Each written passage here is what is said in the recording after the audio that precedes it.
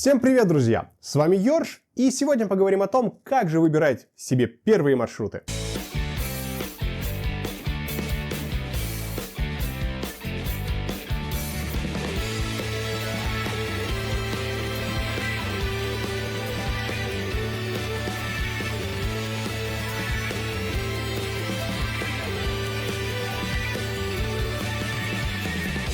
Для меня выбор маршрута очень простая задача. Я куда ткнул на карте, туда и поехал. Это, наверное, самый простой для меня способ определения. Но это, так сказать, внутреннее ощущение, это внутреннее желание так поступать. Потому что я человек довольно спонтанный, и мне не очень нравится строить планы. Точнее, мне нравится строить планы, но я не люблю, когда они рушатся.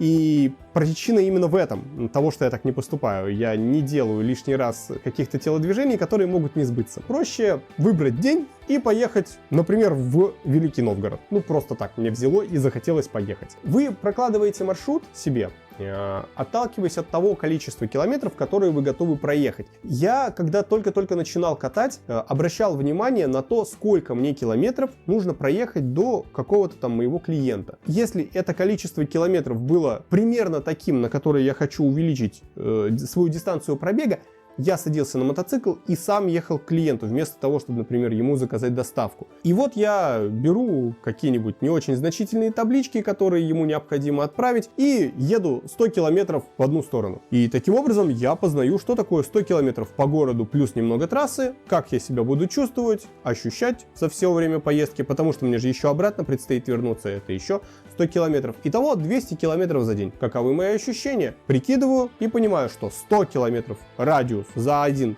пробег меня полностью устраивает. Вот таким вот опытом, исключительно отталкиваясь от своих собственных ощущений, вы приходите к тому, с какой дистанции начинать и какую дистанцию ехать вообще. Что же касается самих точек маршрута. Ну, я, конечно, рекомендую вступить в какие-то профильные чаты, где есть ребята, кто катает тоже на мотоциклах. Обычно скидывают треки, хорошие трассы, на которых нет ям, нет каких-то опасных участков или участков в ремонте, которые надолго вас застопорят. Все это большая ценность, и люди делятся просто так, вот в чате буквально, тем, куда скатались и обнаружили, что маршрут очень хороший. Вы можете тематически найти для себя те точки, в которые люди и так ездят. Кстати, если у вас внедорожный мотоцикл, ну или заточенный под то, что можно съехать с дороги, я вам тоже рекомендую выбирать маршруты, которые будут тематическими для вас. То есть часть, например, это будет нормальная обычная дорога асфальтовая, и часть по гравийной какой-то дороге.